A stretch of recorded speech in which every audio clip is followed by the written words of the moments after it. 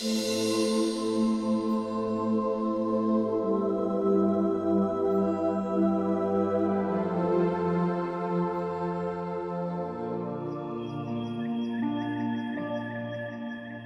story of Saint Gregory Thaumaturgus. Subscribe to our channel to receive more content like this.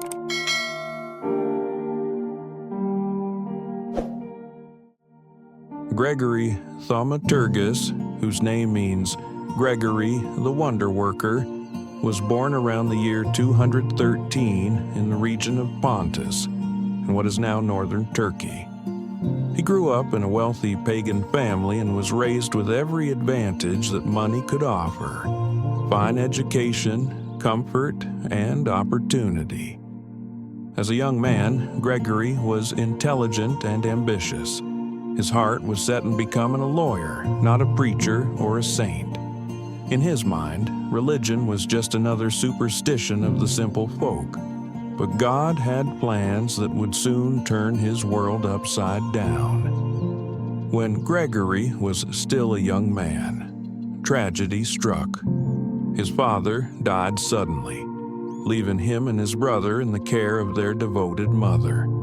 She wanted them to continue their studies, so Gregory set out to learn from the greatest teachers of his time. That decision led him to a city called Caesarea, where he planned to study law. But once there, he met a teacher who would change his life forever: Origen, the great Christian philosopher and theologian. Origen wasn't just a scholar. He was a man of deep faith and remarkable wisdom. When he spoke, his words seemed to light a fire in the hearts of those who listened. Gregory, curious but skeptical, decided to attend some of Origen's lectures.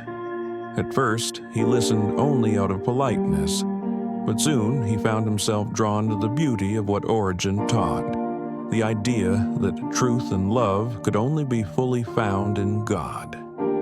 Gregory later said that Origen opened his eyes to see the Creator behind all creation. Slowly, his heart began to change. Over time, Gregory decided to be baptized as a Christian. It was a bold choice in a world where Christianity was still viewed with suspicion. After his conversion, he stayed with Origen to learn more about the scriptures and the teachings of the church. The young man who once sought worldly wisdom now hungered for divine truth. His days of studying law were over. He had found a higher calling. After several years of training, Gregory returned to his home in Pontus. But when he arrived, he discovered that most of his townspeople were still pagans. The local bishop saw something special in Gregory and urged him to become a priest, helping to guide the people toward faith. Gregory resisted at first. He felt unworthy and inexperienced, but after much prayer, he accepted the call. Soon, he was ordained and sent to shepherd the small Christian community in Neocaesarea, his home city. When Gregory first arrived, it is said there were only 17 Christians in the entire region. The rest of the population worshipped idols and adhered to traditional customs. But Gregory's faith was strong, and his love for his people was greater than his fear. He preached with warmth, healed the sick, comforted the poor, and prayed constantly for his city. Slowly, hearts began to change. People saw his kindness, his courage, and his miracles, and they started to believe. Many stories are told about the wonders God performed through Gregory's faith. In one famous story, he needed to build a church, but a large boulder blocked the side.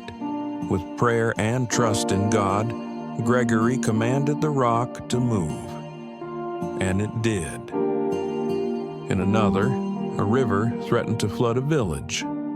Gregory planted his staff in the ground and prayed, and the waters stopped at that spot as if held back by an invisible wall. These events earned him the name Thaumaturgus, meaning Wonderworker. But to Gregory, the true miracle was not in the signs. It was in the conversion of hearts. As the years passed, Christianity spread rapidly across the region. When Gregory first came, there were only a handful of believers. By the time he neared the end of his life, the story says that only 17 pagans remained, exactly the opposite of when he began. The entire community had been transformed, not by force or power, but by prayer, love, and example. Despite his growing fame, Gregory remained humble. He never saw himself as a great man, only as a servant doing God's will. He often withdrew to quiet places to pray and reflect.